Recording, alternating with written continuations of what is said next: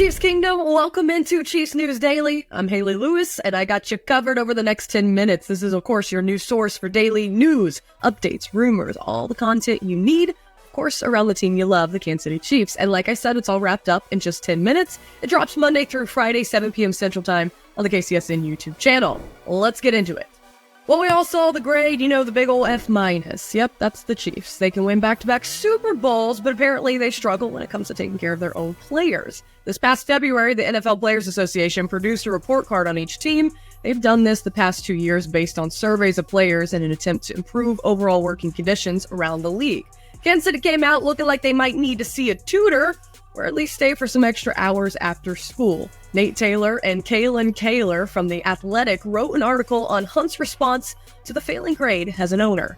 Clark said, "We're making some pretty significant investments in the training facility this year, and we'll continue to do that." Clark, of course, told The Athletic this on Monday during the NFL owners meeting. He also said, "We've outgrown that building in a number of ways." Clark said that they will have a new, more expansive cafeteria and other things he declined to share details on. Hunt also clarified his promise to renovate the locker room was just a misunderstanding. "I've spoken to some of our veteran players about that, and they've confirmed to me that it was a miscommunication," Hunt said. "Certainly, I personally never said anything to them about a renovation of the locker room.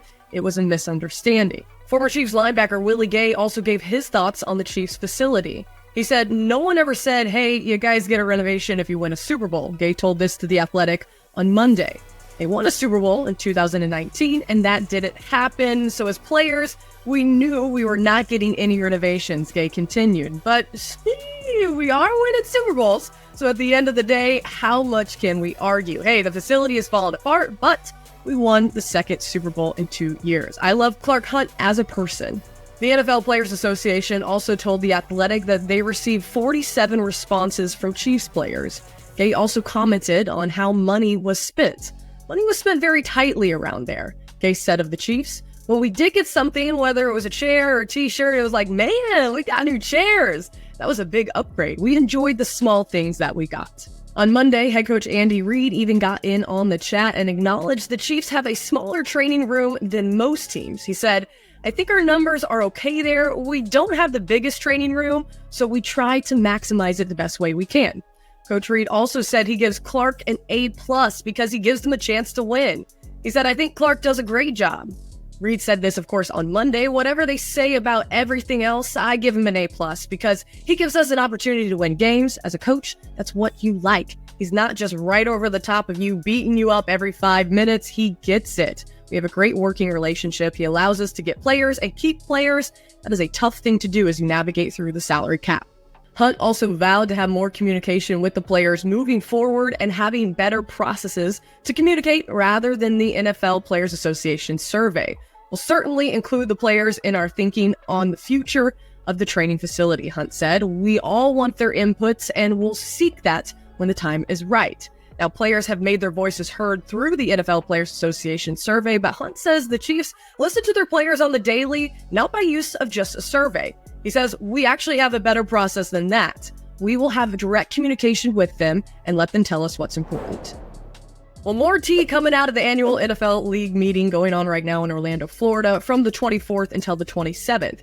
Yesterday, we saw the hip drop tackle banned. Today, it's the new kickoff rule. It's been passed. Here are the details via Tom Pelissero, saying owners just approved the NFL hybrid kick rule per sources after years of tweaks turned one of the game's most exciting moments into a dead ceremonial play. The league hopes this overhaul will yield what it wants: fewer injuries and more returns. Pelissero went on to say, "The new rule is in place on a 1-year trial basis, so they'll give it a shot. It will be subject to renewal in 2025. Under the new hybrid rule, the kickoff spot won't change. However, the touchback location will change depending where the ball lands. If the ball sails into or beyond the end zone, the receiving team will begin at its own 30-yard line. If the ball lands on the field of play and bounces into the end zone for a touchback, the receiving team will start on its 20. If the ball lands in the field of play and doesn't reach the end zone, there is no fair catch or touchback option, and the ball must be returned." NFL insider Jonathan Jones added there had been some small discussion about trying a new kickoff during the preseason only. Coaches didn't want to waste practice time on a setup that wouldn't apply to the regular season. It's a 1-year rule for the league. NFL insider Ari Meirov joined the chat to explain more. The new kickoff rule eliminates one key aspect. The surprise onside kick is now dead. Teams must declare their intention to do an onside kick if they want to attempt it. Now, the league didn't change onside kicks this year with the Eagles' proposal for a 4th and 20, and with the new kickoff rule, you can only do them in the fourth quarter while trailing and must declare ahead of time.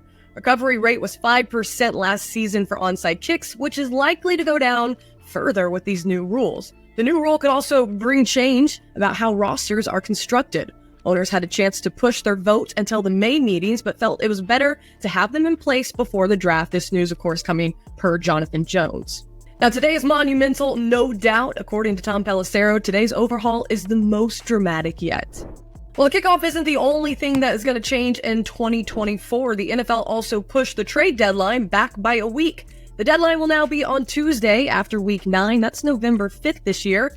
That's Election Day. Busy day. Teams can also now promote a practice squad QB to the active roster for game days as their emergency third quarterback unlimited amounts of times. For example, if this rule had been in place last year, Chiefs' Chris Olodkin could have been promoted weekly to be the Chiefs' emergency third quarterback. The NFL has also approved a rule to allow replay review when there is a clear and obvious visual evidence that the game clock has expired before any snaps. In addition, the NFL will also use video replays help on intentional grounding calls this year, whether the QB is in or out of the pocket, and whether a defender is actually close to sacking the QB within 2 yards, it can be assisted by replay assist.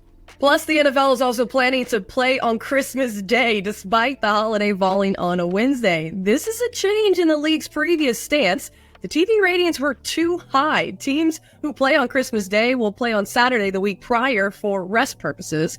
Lastly, NFL teams are now allowed to place up to 2 players on the IR before rosters go from 90 to 53 and still have those players designated to return during the season. Before this, any player placed on the IR during camp would be out for the season. All right, let's hit the socials. Y'all know this is my favorite thing. Let's see what is trending today. We first go to the Twitter world and we check in with Field Yates. He says, starting Christmas Day, we're going to have a long week of a football stretch. Check this out, guys. We're going to have an NFL game, not only on December 25th, but also on December 26th and on December 28th, 29th, and 30th. If you're sick of the NFL, don't worry. College football's got you covered. First round of quarterfinals, it's going on the 31st, and then on January 1st, again, college football quarterfinals. All right, now let's check in with Tony Pauline on X. He says Kingsley Suamataia, tackle from BYU, visiting the Chiefs this week, and also had an official 30 setup with the Dallas Cowboys. Also calling all my Swifties, and of course, Kelsey lovers. Travis Kelce and Taylor Swift were spotted spending time in Malibu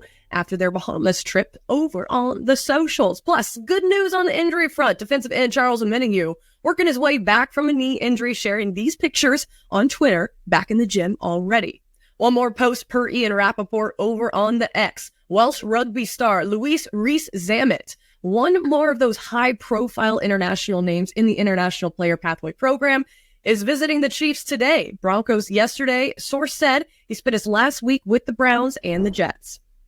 So what does Snead's departure mean in terms for the Chiefs' latest mock drafts? Well, here's what a couple of the experts are saying for the Chiefs at pick 32. Let's start with NFL Network's Bucky Brooks. He has the Chiefs investing in what could be a replacement for L'Jarius Snead and Georgia's Kamari Lassiter. Brooke writes, with L'Jarius Snead on his way out of town, the move could prompt the Chiefs to look for a corner at the top of the draft. Lassiter is a rock-solid cover man with superb tackling skills. Now, PFF's Brad Spielberger had a different approach. He has the Chiefs selecting Oregon wide receiver Troy Franklin at pick number 32. The 21-year-old wideout weighed in at 6'1" and 176 pounds at the NFL Combine. Spielberger wrote Franklin's stature complements the Chiefs' new 1-2 punch they found in Rashee Rice and Hollywood Brown. So let us know, who do you guys like at pick number 32? Should the Chiefs go with offense or defense? As always, let us know in the comments. All right, guys, that does it for another edition of Chiefs News Daily with yours truly. If you haven't joined the LLC, make sure you do so. It is our loyal listeners club, and we'll see you tomorrow at 7.